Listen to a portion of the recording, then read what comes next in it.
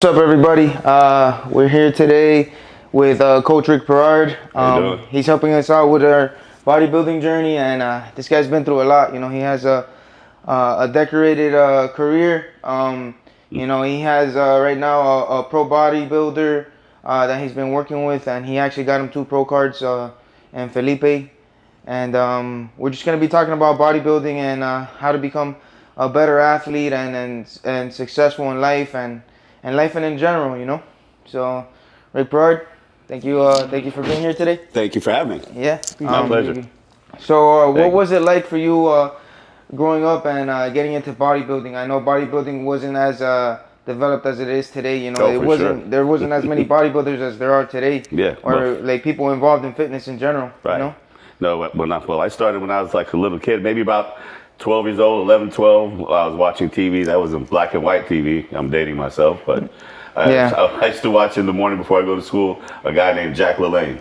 Okay. And like he was the first person I ever saw doing any kind of exercise. Right. And he would take you just do push-ups, maybe do something with the broom, do twists, something you could do in your house. Right. They didn't even have. There wasn't even anything about a gym or anything like that to go to, because the only gyms I knew about that when I was a kid, you go to the YMCA, right, maybe to learn boxing or swimming, but nobody ever there was no such thing as bodybuilding like it is today. Right. That wasn't even a thought. Yeah. So I would do that, and then as I got older, I saw Bruce Lee in movies, and I wanted to get into martial arts since I'm short and I was a really small kid and I was growing up in New York. Right. You had to learn in the 70s how to defend yourself because you could get mugged at any time. Mm-hmm. And I would take like 2 buses and a train to get from my house to school. Right. So there's a lot of things that happened that I said, well, I better start learning how to defend myself. I didn't have any older brothers or sisters. I'm the eldest. It's just me and my brother.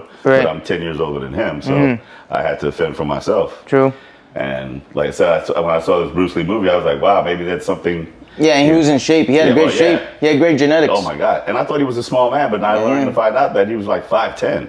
I thought he was like a little guy, like. Oh, for real? He was 5'10"? Yeah. I thought he was like 5'7". Yeah, I thought he was small too. My friend said no, he was like 5'10". I was like, oh, like Jet Li, he said was a small guy. Yeah. Jackie Chan is short. Right. But yeah, Bruce Lee was a Bruce big Lee guy. was a little taller. Yeah, but tall for an Asian man at that time. He was tall. Right. Oh, okay. But in the movies, it didn't come across like he was that. It comes out like an average size guy. Right, average size. So I figured if he could do that from doing that, I convinced my parents to let me get into martial arts. Of course, I tried to learn to start with karate, and karate can only take you so far because that was about points. I really wasn't like defending yourself because if somebody really comes to attack you, they have to attack you like this, so I can do this. Right. It's more like a robotic. It's not realistic. No. Yeah. I mean, it looks cool on TV. Yeah. But in real life, no. But I'm not knocking karate because it's still good for the mind. Yeah. Right. Like it teaches you discipline. Right. And that's really the foundation. So really, I learned about not really like lifting weights, but kind of exercising your body from Jack LaLanne, and then kind of more of a discipline through martial arts, more so because even martial arts, they weren't really into lifting weights. Let's look up that guy, Jack LaLanne. I never even heard of that guy. Wow, yeah, well, he's a legend. Let me see, Jack. Yeah. Jack so LaLanne. this was the guy that got you into bodybuilding. Yeah, got me into exercising. Exercising in general. Yeah. Okay. What do I Arnold's the one that got us all into like, oh shit, maybe I can be a bodybuilder or something like that. Right. They used to have it on TV. Oh, okay, like NBC. They would have it on regular TV. Yeah. They would have bodybuilding shows. Yeah. Damn, bro, they should do that today, man. I don't know why they don't do that. That's the show, baby. Yeah. Wow, that's crazy, That's dude. That's the show, bro. No way, you were watching this? I was a little boy watching that shit, bro. That's Jack. Look at the film. Dude. Bro, it's giving me chills. Well, I'm getting goosebumps. Wait, what time period was this? You're making me feel like you're ancient, bro. Yeah, man. That was a 1970. Well, from 60, I think 68, and then in 72, I released. He was getting off the air. That's when I started really doing more into push-ups. But I watched him as a little boy. Yeah. That's pretty cool. Black and white like that. That's Jacked, and his name was Jack. Yeah. That's why it's funny. Because that's how big, that was a huge man. And he's not really that back tall. in those days, Yeah, that was a huge guy. Look at his waistline. No waist. That's why he's emphasizing his arms. Yeah. I know that I need exercise, but Oh yeah, for sure. People weren't walking around like that in the 70s. No. And he started actually he started maybe like in the 50s. His journey was, I guess, maybe like from the late 40s to 60s when he finally got it to be on TV. Right. He's the pre-Arnold. He's the OG. That's the OG, bro. Right. That's OG. Wow. He brought that to film. He brought that to the world. He brought that to America. This is my first time seeing this guy. I've never even heard of him. Yep. He's the dude, bro. Wow, that's cool. You know, it's pretty interesting that you say that because I do remember hearing a podcast. I was listening to a podcast that back in those days, nobody exercised, nobody worked out. No, he's a freak. He's a clown. He must have been an acrobatic or something. Yeah. Okay. You know what I'm saying? Right. Nobody was doing that. Like, Nobody what's wrong did with this that. guy? People were smoking cigarettes, eating steak and butter and bread. Yeah. That's interesting. Yeah, he was very out of the box kind of human being at that time. Exactly, bro. And you can do this in your house. See, there's no gym. Right. He ain't talking about no supplements. He's not even really talking about nutrition like that. Yeah. He's just like this guy's beyond his time. This guy is for sure beyond his time. He was like in the mid 70s. They tied a rope around him and he was on the Hudson River. He was tugging like 70 rowboats in the river. At 70-some years old. He died at 95. Oh, so he was fit throughout his entire life. Oh, yeah. Arnold they gave him an award and everything at the Arnold. Cool. Big man, Arnold kiss it, man. That's the dude, bro. Yeah. Shoot, at 96. So he died at 96. He said, I ripped at 96. Yeah. No, that's the man right there, bro. Yeah. And then, of course, Arnold, I used to watch, what's his name at night? He's always on the Johnny Carson show. Yeah. And Arnold brought this kind of bodybuilding to the world, because everybody would watch Johnny Carson. Yeah, he was the top show at night. You know, like Jimmy Fallon or So how old are you? Because Arnold was reigning in the 70s. Yes. So that was my tween years. I was like 12, 13. So that's like 12 when I started. So about 13, 14, 15 when I finally moved here. Yeah, because I was 14 years old in 1975. When did you see Pumping Iron? At what age? Shit, when it came out, the first year. Oh, you saw that when it came out? Yeah. But like, what age? Yeah. Nobody cared about it, right? Hell no. That didn't catch any traction until later on. Crazy people said it was garbage. You were like 14, right? You were like 14? What year was that? I don't know. If it's 75 was 14. Okay. That's pretty interesting because that's pretty much the same age that I saw it at. Because that's when I started getting interested in bodybuilding. I moved here when I was 15, so in 76. Wow, that's interesting. Yeah, but that shit used to be on TV. It was a Metzer. Yeah. So would you pull up here? Just Mr. Olympia and his reign. I thought you were gonna pull up Arnold talking to Jack LaLanne or something like that. No. Oh yeah, he gave him a trophy. Wow, that's beautiful. That's statuesque right there. That's nice.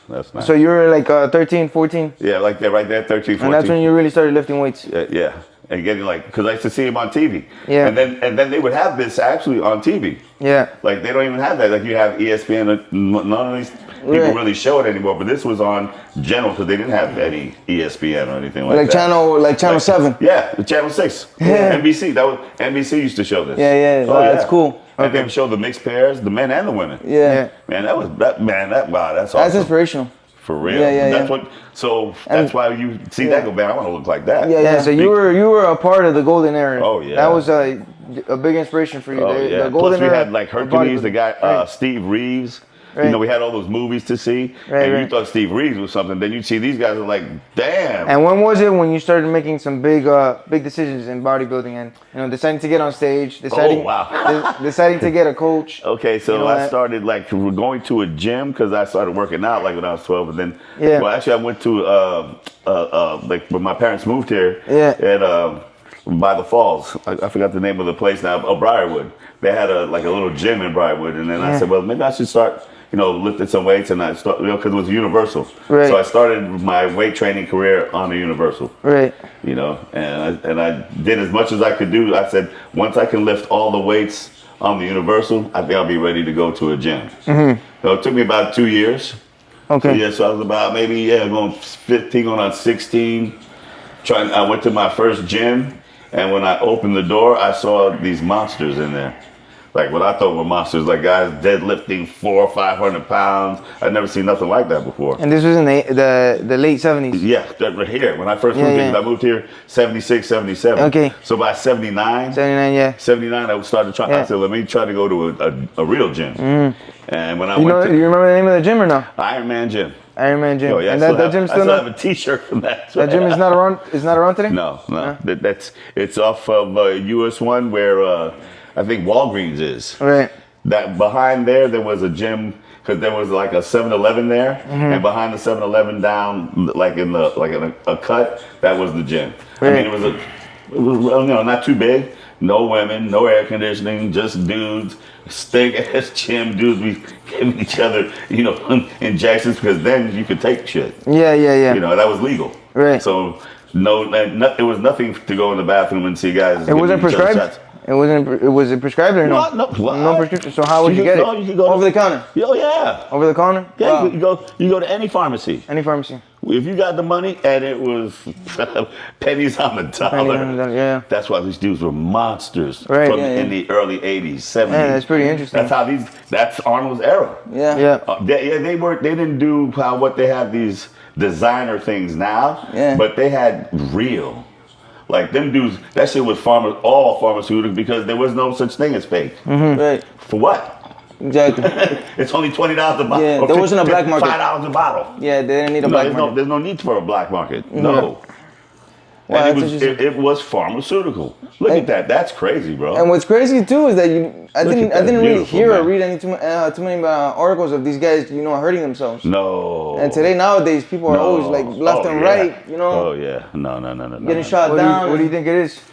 It's the over access. It's the overuse. Anytime that's like anything else in life. If Right. you do anything in excessiveness, it's not going to turn out to be too good. Right. In the beginning, you might see a lot of gains. Right. I know of pro athletes. I'm not naming names, but I mean, I was in the biz for a while that I knew almost everybody that was somebody. Right. So I know some of the stories that happened to some guys. We say, well, what happened to that guy? And it was just overuse of certain things. Right.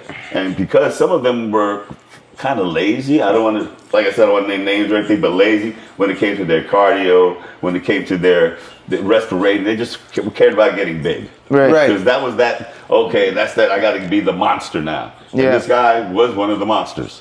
He was one of the king of monsters. And but he had to always want to be in shape. So they had this medication that guys would take that would keep you ripped and to keep your cortisol down. So you'd stay nice and ripped, but it would tear up your lungs, as we found out years later. Nobody knew, because basically when you're taking a new whatever it is, you're going to become the guinea pig. Yeah, that's true. Yeah. It's the unfortunate We truth. know what they were doing because we've had 20 years, 15 years of saying, well, let's see what happens to these dudes. Yeah. So if nothing's really happening to these dudes, okay, it must be all right. And look at Arnold right now. But He's in his 80s, right? Right. Oh, yeah. Still alive. But see, there's a little twist with Arnold because, since it's been publicized, he's had a quadruple bypass surgery. Oh yeah, that's true. Yeah. But I think it was also But it's a genetic. it was a genetic thing. for him, Inherited. too. So Yeah. he inherited. Just so everybody makes it clear. Yeah. If they're like, oh, but he had that triple bypass. Well, no, he would have had that anyway. Yeah. Actually, if he didn't work out, he'd probably be dead. True. Yeah. Okay. Yeah. I mean, really, his father and his brother would have that similar They problem. didn't even make it to his age. Yeah. He's well past the ages of his father and his. His brother. Oh yeah. They didn't even make it that far. Thank you. That's all you need to know. Yeah. Sylvester Stallone. Come on, bro. He was Mr. Olympia. Yeah. He just died recently, for like 4 years ago at 90. Oh, I met him. He was a very nice guy. Yeah. What is it? Oh, it's gonna drive me crazy now. Wow, he was really cool. Very quiet. Very quiet guy. That's Samir. Yeah. Is that Samir or is that Mike Mencher? That little that's Mike. Mencher. Yeah, That's Mencher. Because it was the mustache. Yeah. Wow, he was there. They were really put together, bro. So who I remember you telling me that you had a coach that trained Flex Wheeler as well. Oh yeah, Joe McNeil. Let's talk about that. Let's yeah. talk about how Joe McNeil changed your physique, your career in bodybuilding, and I don't know, maybe I owe a lot to Joe. Yeah. And my first coach, he was a buddy of mine, Randy Scott. So I give him a shout out because those guys had the time. And what were the steps that they walked you through in order to make these changes? Well, when I met Joe, I just won the Florida. Right. So, like I said, when I was in the gym, what got me really into bodybuilding was a dare in the gym. Like that same Ironman gym. Somebody was like, man, you know, Rick's kind of big. You know, I've been training for a couple, maybe 5-6 years now. Right. You know, I'm one of those like one of those strong guys in the gym. Right. I was a very heavy squatter, very heavy bencher. You know, past 400 pounds benching, past 500 pounds squatting. When I first started going to the gym, I had the fortunate to work out with a guy who was the world class squatter at 198 pounds. He was that. His name was Frenchie. Right. And he was a officer at the Homestead Air Force Base. Like, so he was the actual gym instructor for the base at the time. Right. But actually, that he was like I said, the world's strongest squatter at 198 pounds. Right. So he taught me how to squat. It's like he would come in the gym and just put like 5 plates on each side, the cold. Right. And he'd take it off the rack, no belt, no shoes. And then start squatting, and you see his legs shaking and trembling, and like, oh, this guy's not like. If you didn't know what's gonna happen, you think, oh, this guy's gonna kill himself. Right. He's like, all of a sudden, just everything would just stop and up and down. 20, 25 reps, 5 plates, fresh. Wow, interesting. Fresh. Damn. Bro, he damn near squatted 1,000 pounds at 198 pounds. He had the world's record at 998 pounds. Yeah. Wow. Full bucket, and that's when they didn't have these suits they got now. Yeah, true. Bro. Yeah. The And suits I can't was help. in amazement when this dude would move some weight, bro. Yeah. And so he got me when from 16 to 18. I trained him for 2 years. I started maybe squatting maybe 200 pounds, and I ended up almost squatting 500 pounds. Wow. So he showed me the technique of how to be strong. Right. It wasn't so. It had nothing to do with bodybuilding because he would tell me to eat. And I was like maybe 170 pounds when I started with him, and I ended up being maybe like 210, but natural. That's one thing. Nobody ever believed that, but I trained for 14 years before I ever thought about ever taking anything. Right. Wow, that's interesting. Yeah, for 14 years. Yeah. I was actually one of those dudes that, that shit is bad for you. Yeah. I'd go in the gym and see those guys with the needles. I'm like, bro, that is insane. I'm not taking no shot. Now, this is before I was a nurse, of course. Yeah. But I was like, oh, your guys are crazy. They would like me taking like Anabar, Anadrol, it was like Skittles. It was just like right before you work out, just that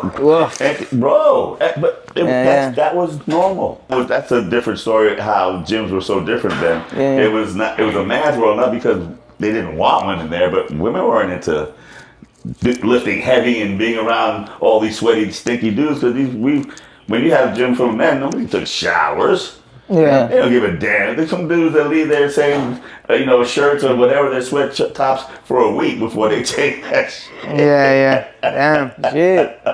Shit. And didn't have no AC and one big ass fan in the back and the front door open. And that's it, bro. And you sweating and busting your ass, and some of the equipment is rusty. Yeah. They got the duct tape on the bench. Oh, yeah. Come on, bro. Man, please. I remember I was working out in Miami at Brody's gym, and that was supposed to be where all the police officers work, but they were still curling with the cinder blocks. Like them dudes that just came from Cuba, man. And they would curl with that. Wow. For real. Yeah, it's pretty cool. Bro, and you still get results. Yeah, no, for sure, 100%. Oh, yeah. Yeah. Oh, yeah. You'd be surprised with how much results Well, I you knew could Ronnie actually when get. he's like that. Yeah. I knew him when he was like that. Oh, you knew him when he looked like that? Oh, yeah. He was Mr. Universe. Ain't nobody was talking about him, bro. Yeah. That's I crazy. mean, it was like, actually, people were like, man, that guy could be. They always said that guy could be. That guy could be because he's strong. And then he was a football player. Oh, yeah. Yeah, he wasn't into really. That's the dude that guided him. That's the other, because he had the mind to do it. He just didn't have the genetics. Right. Yeah, his genetics suck, bro. Yeah. I'm sorry. Yeah, you can see. But he was pretty good in business because he had that gym, But that's what he found out. Well, I can't. Wow, that was awesome. Yeah. That was awesome. And that's nothing. That was not no Carly, no shit, bro. Yeah. That's why you knew. Yeah. That's why you knew when you saw that was some minimum stuff that dude was doing. Yeah. Yeah. Very But interesting. Kevin Lebrone, they was flex right there. Oh, Matt Mendenhall, he got ripped off. I'm sorry. He's one of the greatest by the flex. All the people I'm talking about. Joe McNeil trained all of them. Right. Almost all those dudes right there, they all were trained by Joe. By Joe McNeil. Yeah, Joe McNeil. Damn. So there.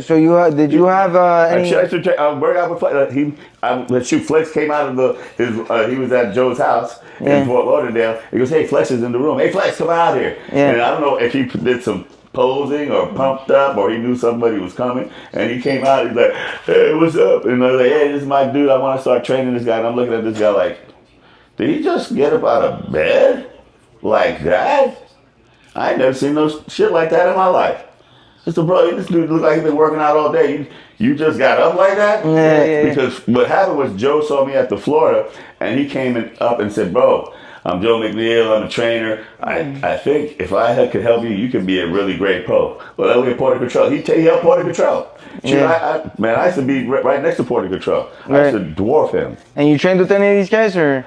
Porter Cottrell, let me see. Well, who else? I never trained with Kevin. Yeah. Paul Dillette, Flex.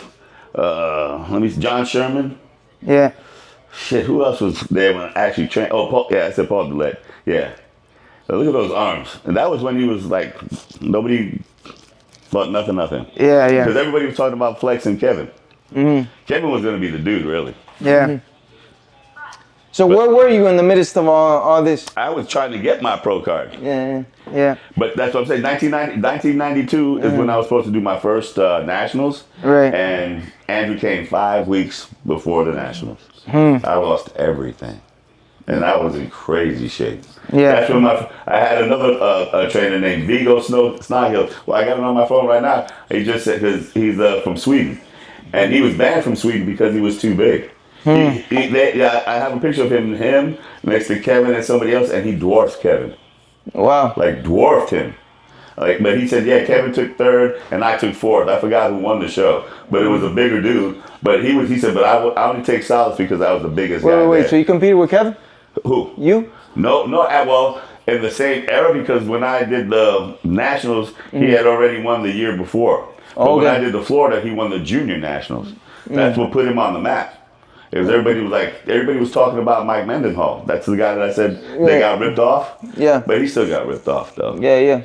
Yeah, there was nobody really like at that for an amateur. Yeah. Mike Mendenhall was a man among boys.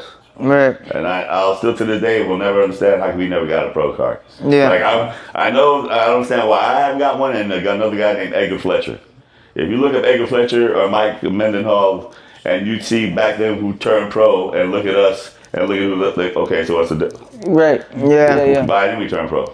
I didn't say I could have been the best, but like I said, only thing I can say is that Dexter Jackson was Mr. Olympia, and Dexter Jackson never beat me head to head. But you know, now that we're talking about these shows and how people like with less the qualified physiques get pro cards, it actually had me thinking about it the other day, and I mean, I think there's a lot more shows today than there were, bro, right? That's what it is. Bro, at that my era, the USA, one man gets a card. That's it. Not no one class. Yeah. So put it this way: you're the baddest lightweight. Yeah. You're the baddest welterweight. You're the baddest middleweight.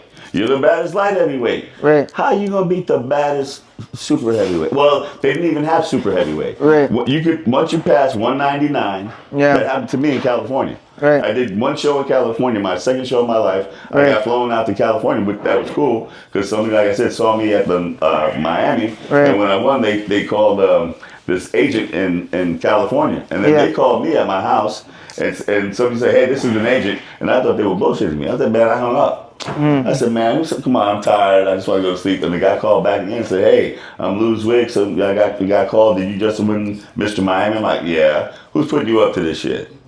He said, "No, if you really want to find out if this is real," he said, "Do you know who Eddie Robinson is?" I'm like, "You guys know who Eddie Robinson, the bodybuilder." Yeah. He got huge, big. He's almost like Lee Priest. If I seen a picture of him. Oh yeah, he's fast. You'll see a picture. You know who Eddie Robinson is.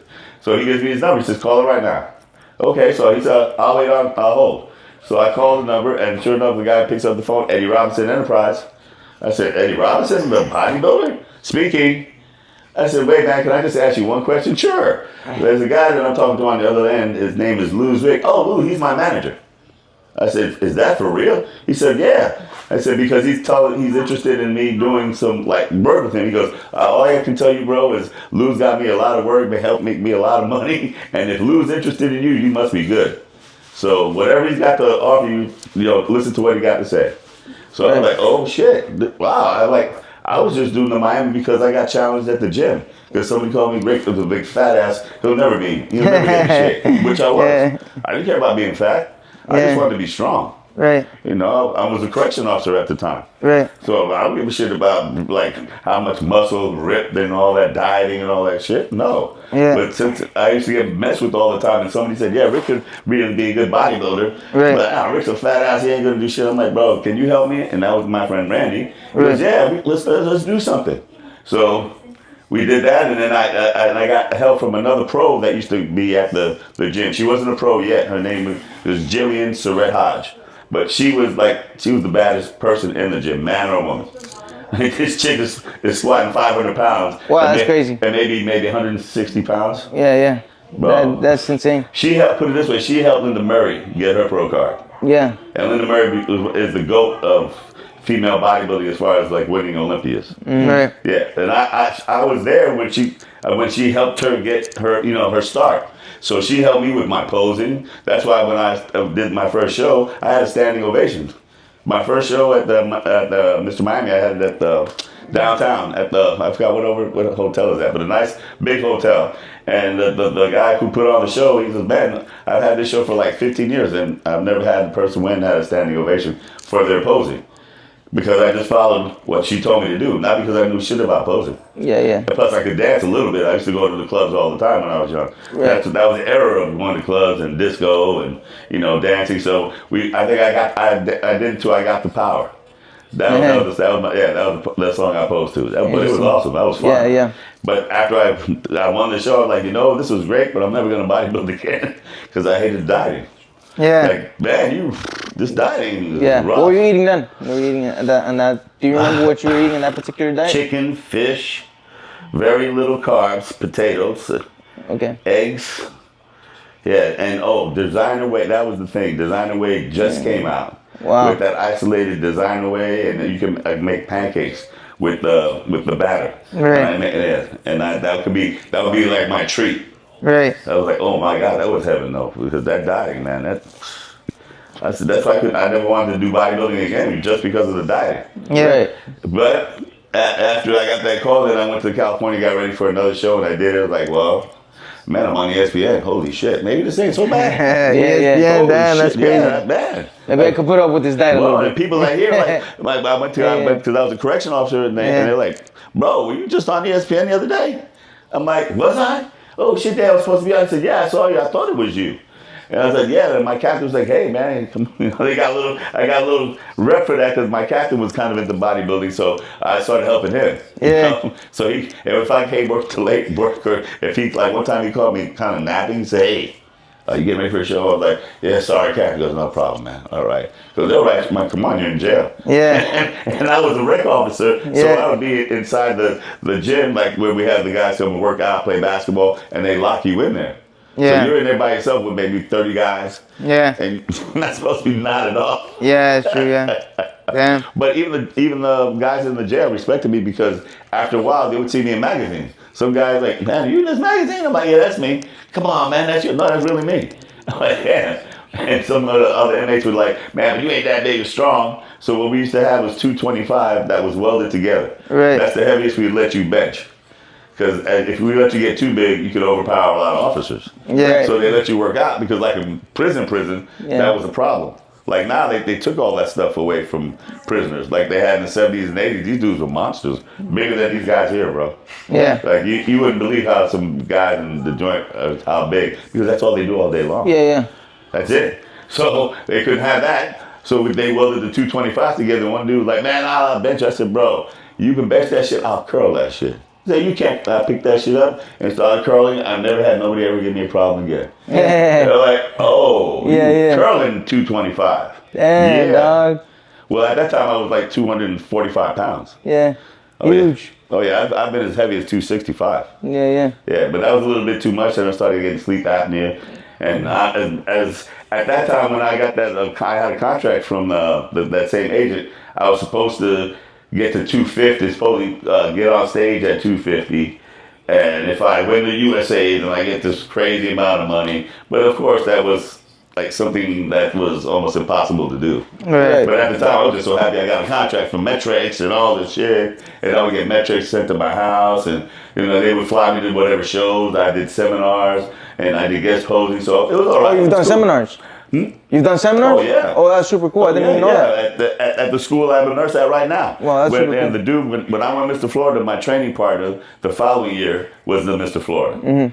And it was funny because he's a middleweight and he won, but Mr. Mannion, who's the head of all the NPC, was one of the judges.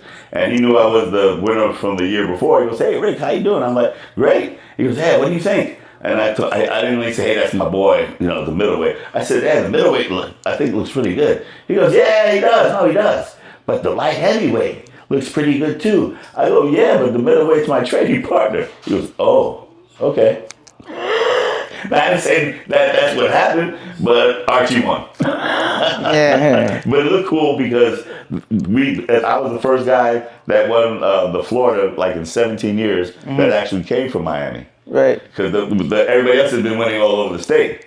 And that was a pretty big show at the time because the Florida, the California, and the New York were like the biggest 3 state amateur shows. Right. And if you won those shows, like you were pretty, you could pretty probably much say maybe I have a shot to be a pro. Right. So yeah, winning the Florida was a big deal there. So yeah, then me and him went to the Nationals. We both got ready for the Nationals, and the hurricane screwed both of us. So then we had to. Would you say some of the top competitors were intuitive in business or no? Or no? As far as It kind of just came to them because they were so athletic, right? Yeah, Or because how was it? at that time, the business you had no, even if you tried, they could stop you. Yeah. There was no social media. Social media that broke everything up. You can't control that. Right.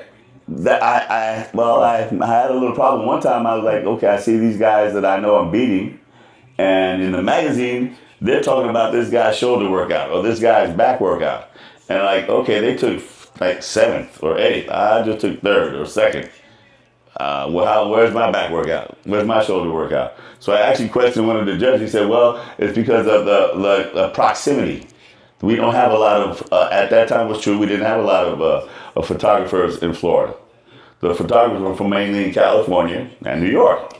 Yeah. Florida wasn't really a hub of bodybuilding. There wasn't no South Beach like South Beach is now. Right. It's not like the world wants to come here now. Yeah. No, the people that used to come here at that time were coming here to die. This was a retirement place.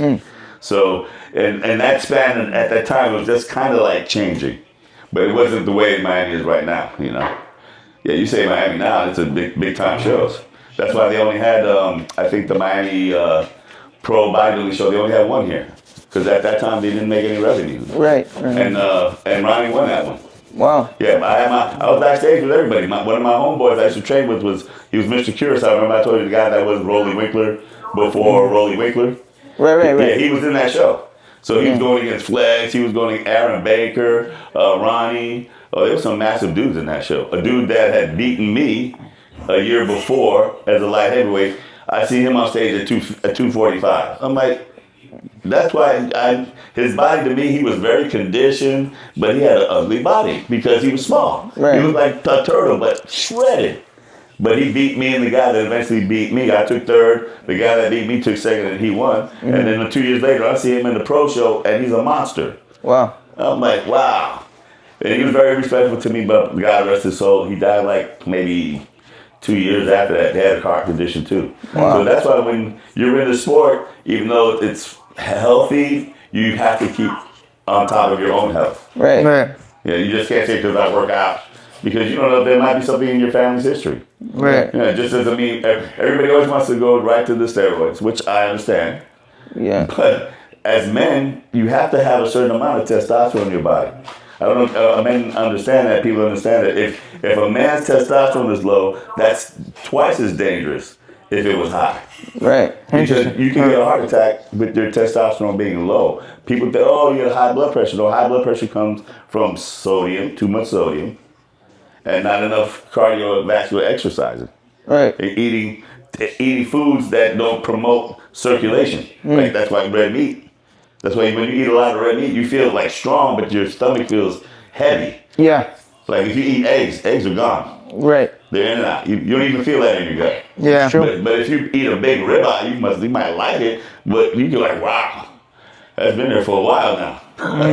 That's true. There's a reason for that because we're not really supposed to eat meat like that all the time. But in the 90s, bro, you eat steak left and right, steak. That's why a lot of these guys have problems.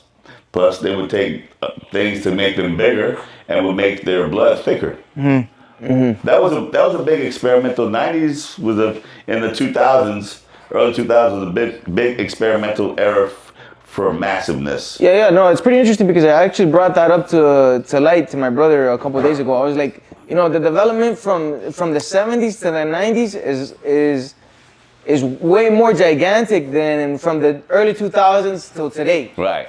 So if you look at the 70s bodybuilders Right. compared to the 90s, it's like night and day. Yeah, because they were all classic. Yeah. The 70s, what you would call bodybuilding in the 70s is classic. Yeah. Nobody had mass to deal with these guys. Yeah. Quadzilla. Right. What the hell are you talking about? Yeah, Ain't nobody had no what? Ain't no, his one leg was bigger than most dudes' bodies. Yeah. It's almost like people found out that there was like almost like a fountain. You know what I mean? Well, Like it's like people discovered fire. Yes. From like 70s to the 90s. well, it all came from the East Germans, Yeah.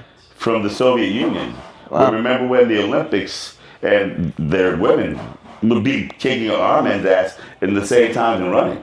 And Wow. they're like, what the hell's going on here? Yeah. Well, that's what happened. Yeah. Because in the beginning, they always used to say, "Oh, steroids does not enhance physical, attributes." Now that's why they call it PED now. Yeah. But back then, oh no, you can take steroids doesn't make you stronger. Yeah. Steroid doesn't. It's a hormone. They won't make you bigger. So they used to give it to women too. Yeah. And you start seeing the chick grow a beard Really, that was a debate back then? Wow. I didn't even know that was a debate that back then. That's pretty interesting. because they tried to They didn't want people to do it, Yeah. True. especially kids. Like it's almost like a mind game that society plays with people. So then, you know what? Oh, back this King Kamali. He had and that's Dexter there too. Gunther was awesome. That dude is phenomenal. Gunther was a cool guy. Gunther's phenomenal. Yeah. He didn't get enough credit because Ronnie just had. But yeah, no man, those pictures don't do him justice, bro. Ronnie overshadowed a lot of guys' careers. You know, Because right in would have person, Gunther's crazy, bro. Yeah, Gunther would have been great in his own right. LeBron too. Oh yeah. But they were just overshadowed by this big. Yeah, that's crazy arguably shit. Greatest of all time in Ronnie Colmans. Because he's so tall. It's hard for a tall man to be that sleek because he's a wide, thick man. He'll never have a skinny waist. He's too big. Yeah. Ronnie was the original drink killer before Phil Heath. Oh yeah. Before Phil Heath. Oh yeah. He just overshadowed so many people. But That could have been Olympians in other eras. You know? Well, right there, that was crazy. Yeah, 2001, that was nuts. Nobody's ever looked like that. So I think you told me before that one of your parents was a doctor or something like Yeah, that. my dad's a doctor. Your father was a nurse. doctor. Yeah. So you have a really in-depth sight into the science behind the sport. Oh yeah. Because not only have you experienced it, but your father has this background, and then you also decided to pursue and nursing. a lot of my cousins, almost everybody in my family, are doctors in something, in some kind of field. Wow. Oh yeah. One of my cousins was the head of the Dade County for the veterans specifically dealing with veterans and HIV and AIDS. But he was the charge of that. Wow. Yeah. And one of my other cousins was the head of the cardiac unit in Manhattan. He just retired like 2 years ago. Now he travels the world. Like he might be on a boat right now, like one of those Viking tour things now. Wow. Oh yeah. That's Yeah, crazy. he's living a good life now. Yeah. But hey, he was the doctor there for 30, 40 years. So Jeez. yeah. Yeah. Wow. Yeah, they used to always ask me though, especially him, Richard, tell me, because they had that French accent. Do you take steroids? I'm like, yeah, man. I'm sure I'll be truthful. Yes, I have, but I'm a nurse. I monitor what I do. I don't try to do anything, in excess, and I get my blood checked. Yeah. Eventually, something will kill you in this world. Yeah, you take your precautions, You know? but you understand that, life is pick your poison kind of Right, thing. because that's what it really is. Yeah. This is something I like to do. Yeah. You know, Sure. and some people actually go to the point where they think that you're really narcissistic, like you love your body. Okay, maybe they're out of 100, maybe there's 3 that are just totally so into themselves. But this is more like as a man, you need a challenge. Right. We don't like get in the unless you get in the ring or MMA or something like that. We don't do jousting. We don't battle each other like that. But so this is something for your own self, and then you can still compete against somebody else. Right. Because the first battle is with yourself. Right. Can I really do this shit? Yeah, it's true. Can I really get up every morning and do cardio on an empty stomach? Yeah. When I'm really hungry as shit? Can I fast for 10 hours? Right. Yeah, at the beginning you're like shit, but after a while, then you start seeing, oh, my skin. Okay, you see the results, but because you put in the work. Yeah, everybody has different habits, so you first got to start off with fighting off your bad habits. So if you're somebody who's prone to eating a lot, if you're somebody man, that's you got to conquer that. You got to beat that. Yeah, you got to conquer that. So even though it's the end point is maybe to get on stage and win and all that, there's always little victories along the way. Yeah, that's why I love the journey. Right. The journey is awesome. Yeah. That's why I do it. That's why I've been competing with 4 decades. 20, 30, 40, 50, 60. 5 decades. I've competed in 5 different decades. That's crazy. Oh yeah. And how many of those decades did you use PEDs? Because you said you took like 13 years before you even considered it. Oh yeah. No, my first show, Mr. Miami, I did take Primo. But I was very hesitant to do that, but he said, no, you got to take that. And I did take a diuretic to get the water out. But then that was it. And then Mr. Florida, then I said, okay, I guess I'm going to have to. I saw like the competition was stiff because like one of my good friends, the guy that I used to admire actually, and he tried to win the Florida like maybe 3 or 4 times. He actually was a Mr. Jamaica.